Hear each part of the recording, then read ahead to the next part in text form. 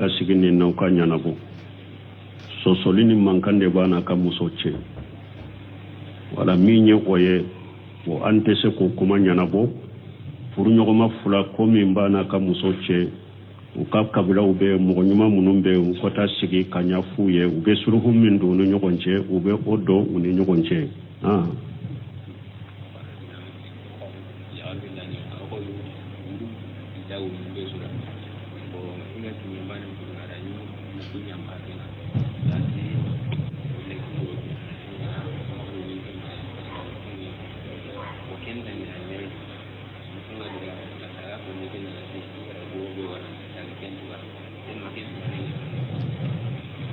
kodo ko muso fula de bale bolo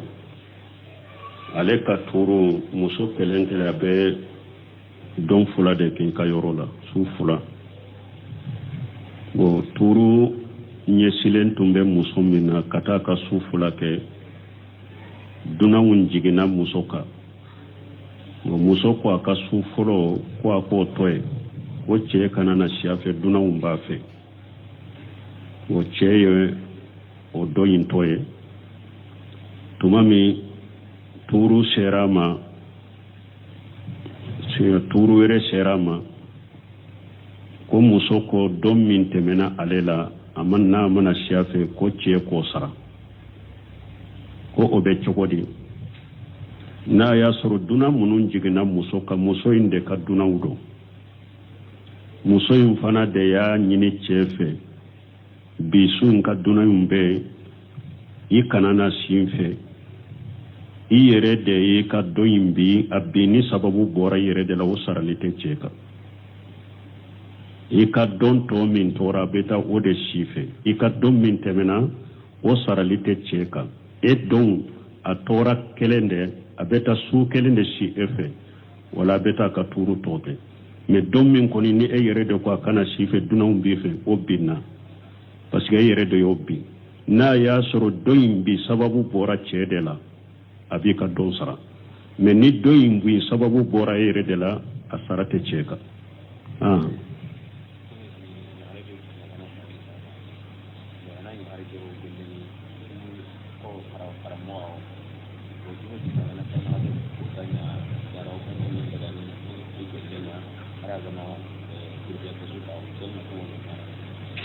bo koni muso min na ce fatura i b'a sɔrɔ muso in ye karamɔgɔ muso de a bɛ mɔgɔw lakala u bɛ kalanden de a bɛ taa kalanyɔrɔ de la ko dɔw ko ni tile bi naani tɛmɛna dɔrɔn a bɛ se ka bɔ ka taa ka kalanyɔrɔ la o bɛ cogo di tile bi naani ko yɛrɛ t'a la ni muso ye a bɛ furuja la a bɛ i da la karamɔgɔ muso de don u bɛ kalanden de don a bɛ kala doni ke bawo ko tilela abese ka bokata ka kalanyoro la me sufela la dura kana si aka sokono a ke fatura ka to so min kono akana si so yin kodro mai sogoma bese kata aka kalana ube sogoma bese kata aka mo kalana me sufela la dro abena si aka sokono abo chowolo da musom min fana balo bagotala fo ale yere de ka bokata ka balo nyini ka yere balo no be idala tilefi abese ka bo ka bara woni aka balo nyini ke me sufela la dron abena si aka sokono nonu nye darore basi te nonu tilebina ko yere tola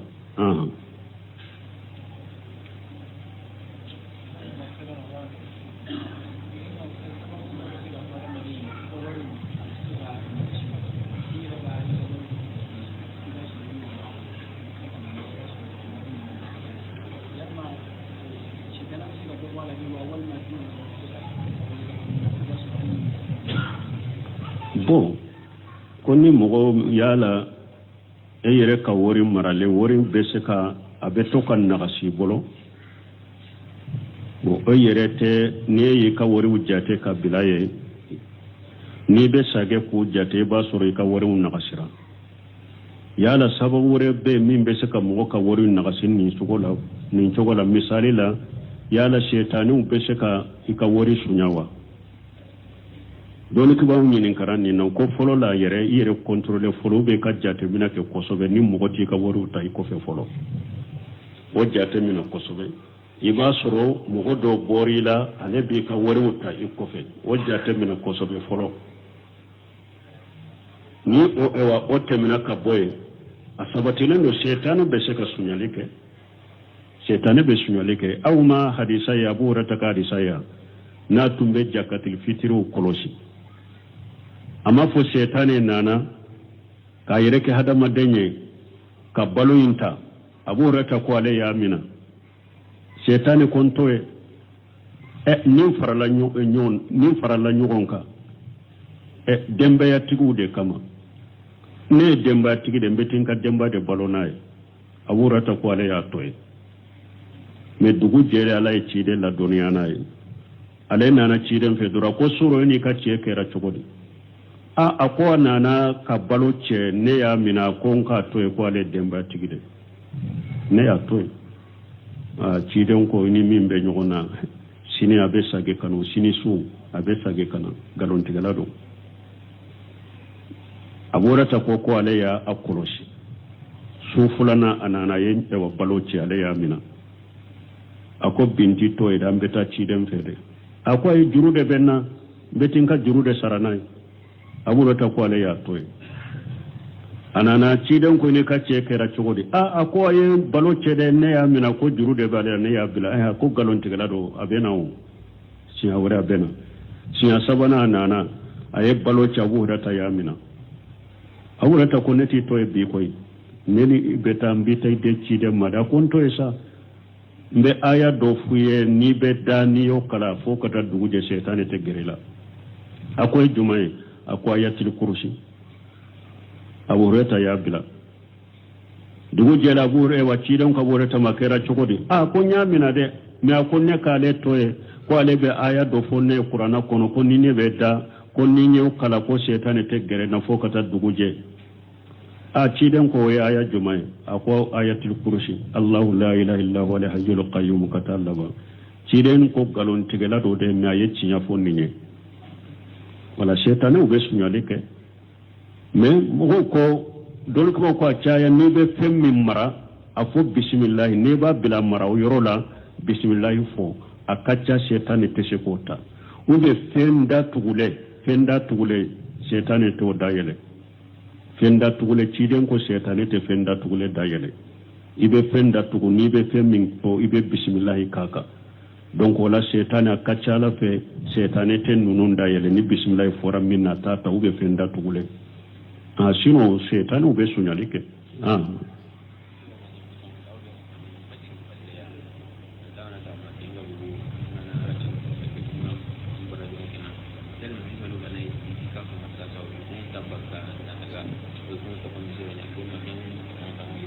bon ko hadisa min fɔra ko n'i ye fajiri sali i sigira i nɔ la i bɛ jikiru fɔ ni tile bɔra i yɛrɛ kan fila salali mura dafalen baraji bɛ d'i ma minnu bɛ itikafu la misiri la n'i y'o kɛ o b'o fasamanta sɔrɔ aw i bɛ fasamanta in sɔrɔ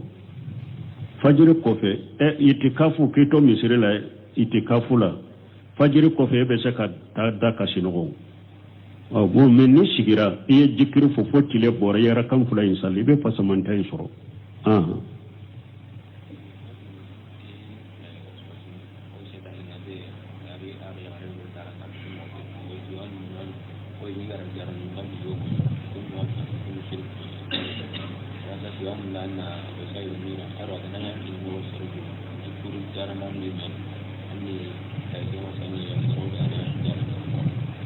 ko dɔ ko setani bana wasu bɛ olu ka mɔgɔ la u ye furakɛli sugu dɔ fɔ olu ye u ma sɔn ma ko an yɛrɛ bɛ se ka kɔnɔnaja jumɛn k'u ye ne ye kɔnɔnaja kɛ yan derisu kɔnɔ ɲininkali jaabu la setani ruqya i kan ka aya minnu kala ou bien hari ni mɔgɔ dabalila i kan ka aya minnu kala an y'u fɔ yan ka tɛmɛ u ko sage ka taa olu ma k'u lamɛn quoi wala u yɛrɛ bɛ dalen bɛ mɔgɔ min ka tawhidi la a ka diina faamu la ni o bɛ kuranna kala kɛ mɔgɔw kan ani n'a bɛ ciden ka duwawu kɛ mɔgɔw kan n'u yɛrɛ bɔ mɔgɔ min dɔw dalen b'a ka diina la ka tawhidi la i bɛ to o fɛ n'u yɛrɛ tɛ se k'u yɛrɛ salɔ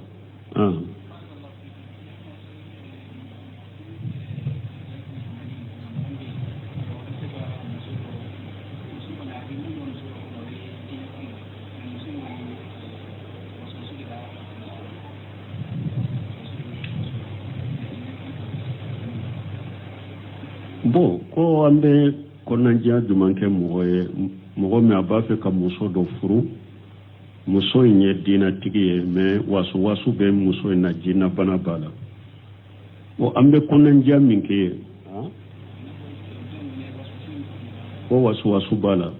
ambe konanjia minke ni yere yado ebe se ka muso inta dina mimba bolo ebe se kata ka munya koro ka sabala koro wasu mimbala ebe se ka nui omra pour ka nyama ona nyogona ni ema hinna la kata ka munya koro aka furu aka gele ni defo bala nin defo bo muso minna chewu ka do aka furu min che min bese ka do atigi ka furu ninka aka dogo ne yere ya do ne bese ka sabala koro ka munya koro pour ka fana deme dina min ba bolo ka deme nim bana min ba la nka munya koro nka sabala koro ani ala ta ko fe bese ka furakali sira wudota sira dagale wudota min be ke sababu ya be furake ni yere dale mbala ibese nina ikata ibe baraji de surala ikata ibe baraji de surala me akana ke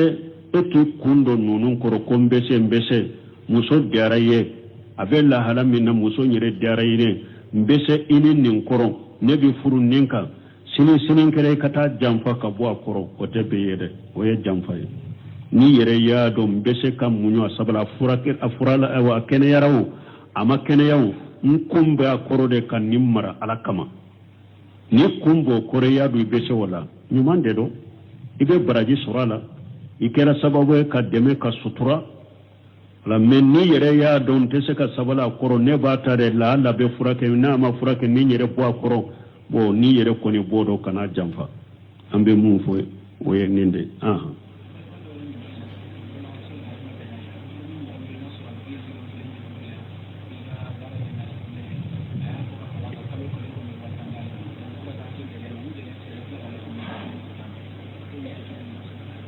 no ko doko ni mogo ye million keren juru do ela ko e ka barake ala me kalo be watandi alema ni dele sera iba ka million isara ni nye iriba de ni nye qararu de anko juru don da bora kanyuma de ke mogo ye ka hinna la kademe mogo kono na filelen nani ma karasa nimma ko bimbolo ni wori ko bimbolo juru don na ibe nyama ni hakke fule akera saye dele kala dele ni nye bin tasara ube ni hakke fule ni ala ya noya ibn tasara na ya anoyaraye ube dele sera anoyaraye ayi tasara jurudonye ninde kanyuman kay foite faraka me jurudo ni eye jurudo mogola pour kan nafa do de sama kana yere mo ye riba wa kullu qardi jarra nafwa fa huwa riba jurudo ni eye jurudo mogola de eminye jurudo ala jurudon kunye munye pour kan nafa do sama kana ima wo ye riba de ni nye haramu de nintebe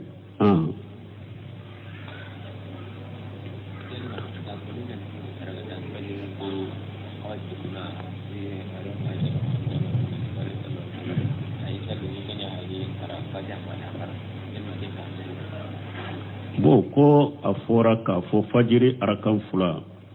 arakatali fajiri ni salatu bora idara kan fula min salli sana ka do farala ko afora ko aka surunya de ko amba cetu ko ciden tumba surunya ko tumbe fatiha doronde kala kuma nana chogomi ninte cinya de ko abeka ale bolo ko dara fatiha de la amba cetu yofo ka fo ciden tumbe fajir arakan fula surunya fo ale ba miri ama fenwore fara fatiha ka dara fatiha doronde la oye amba cetu ka miri na meninta yira ko arakatul fajri be da fatiha doroma parce que arakatul fajri ciden ka sa sahalun de be hadisa dola ni fatiha kala arakan folo qul ya ayyuhal kafirun wa fara fatiha ka arakan fulana ni fatiha kala qul huwa Allahu ahad wa faraka hadisa dola fatiha ko fi arakan folo qulu amanna billahi وما أنزل إلينا كتالبا أركان فلنا قل يا أهل الكتاب فاتحة كفي ya ahlal kitab ta'alu ila kalimati sawa'i bainana wa bainakum ila akhir al-aya donc wala fata doronte kala ci den ka hadisa salim be arakatal fajri hadisa dola bo donc bunte mi akomi ni hadisa bora nyon koro iben ninken ni seyna sen dola ni arakatal fajri salli arakatal salli to fatiha kofe qul ya ayyuhal kafiruna fararakan fuloka arakan fulana fatiha kofe qul huwa allahu ahad sen dola arakatal fajri ni ba salli arakan fulo fatiha kofe qulu amanna kalaka faraka arakan fulana ko fatiha kofe qul ya ahlal kitabi kalaka faraka donc ite da fatiha drona an bashetu ya fode mana atumbu noya ay fo avec ale koro ale nye koro ko fatiha drone kalana mais ama fo fatiha drone kalana de mana aya fode pour ni ciden tumbu surnya tumbu janya quoi donc o de ya to ko arakatal fajri sunna yede ikale noya de ikana de janya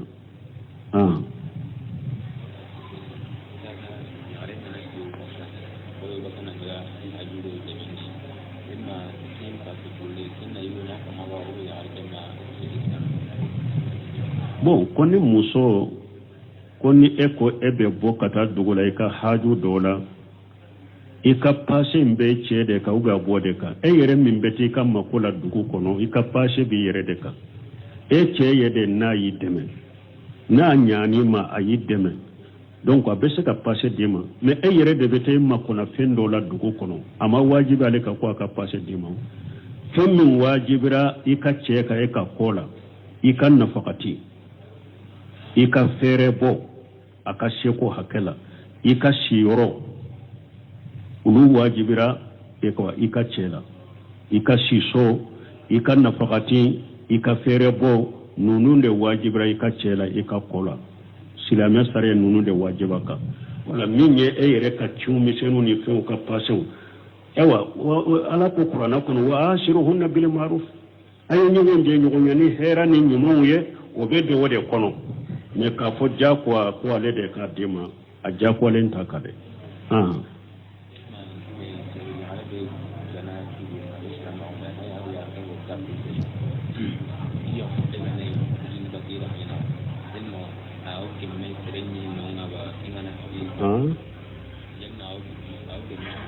musagadi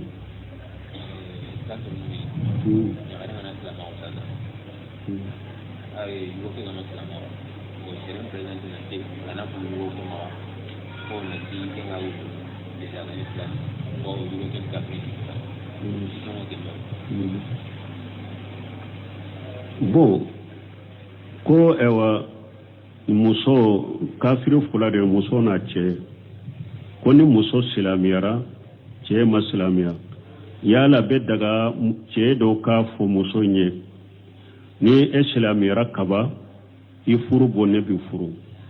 wote beye folo fo furu ka boni che parce que muso fule na le silamiyara doni kaba ko muso imba suwada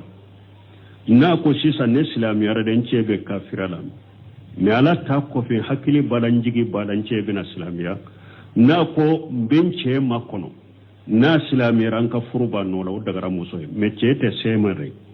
aba yere mina ka bo chema de chete shama de me na ko benche makono fo ayere ka fana ka silamiya ewa an ka furu na kontine o daga muso aba che makono ka silamiya makono ni che silamiyara donc ka furu bu no la no ma diaye muso be ay ewa ni sariya be furu bo ani muso furu gurja ani muso che muso be idasigi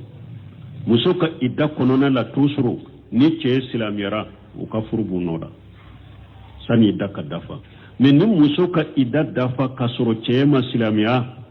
ewa sisa muso bora che bolo furu gurja da wala che min be se ka furu be kambo wala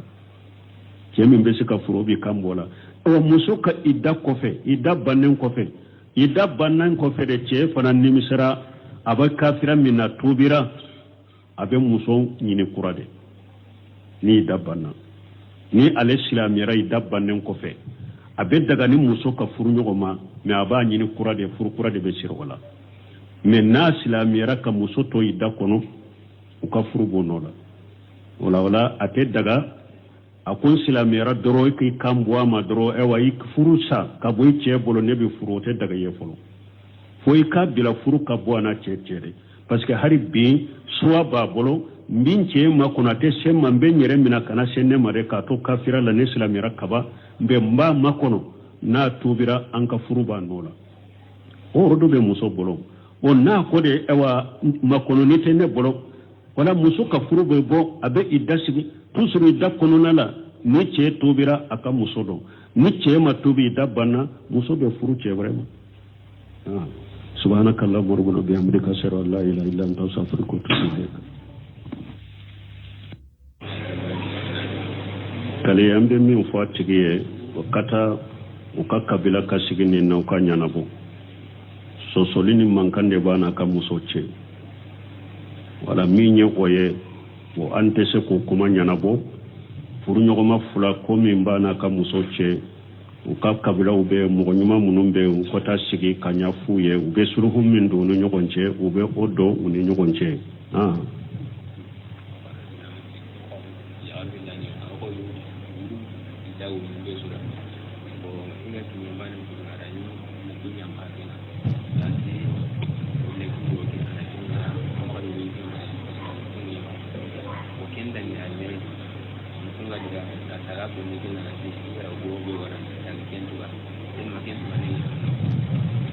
bo kodo ko muso fula de ba le bolo ale ka turu muso kelenkele abe don fula de kin ka yorola su fula bo turu nyesilen tumbe muso mina kata ka su fula ke dunawun jigina muso ka bo muso ko aka su folo ko ako toy wo che kana na siafe dunawun ba fe wo che o doyin toye tumami turu serama turu were serama ko muso ko don min temena alela amanna mana siafe ko ce ko sara ko obe chokodi na ya soro duna munun jigina muso ka muso inde ka duna udo muso yin fana de ya nyini chefe bisun ka duna yumbe yi kanana sinfe i yere de yi ka do yimbi abini sababu bora yere de la usaralite cheka i ka don to min tora beta o de sife i ka don min temena o saralite cheka e don a tora kelende a beta su kelende si efe wala beta ka turu tote me don min koni ni e yere de ko kana sife duna umbi fe o binna parce que yere de yobbi na ya soro doyin bi sababu bora chede la abika don sara me ni doyin bi sababu bora yere de la asarate cheka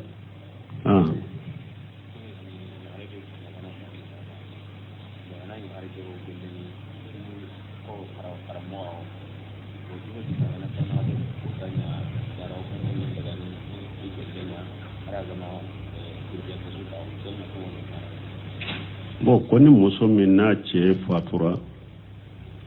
iba soro muso nye karamo muso de abe mugo la kala ube kalande ne abe ta kala nyoro de la ko do ko ni tile be na ni temena dro abe se ka bokata ka kala nyoro lo be chogodi tile be na ni ko yere tala ni muso ye abe furuja la be idala karamo muso de do ube kalande ne abe kala doni ke bawo ko tilela abese ka bokata ka kalanyoro la me sufela la dura kana shi aka sokono ake fatura ka to so min kono akana shi soyin ko dro mai sogoma bese kata aka kalana ube sogoma bese kata aka mo kalana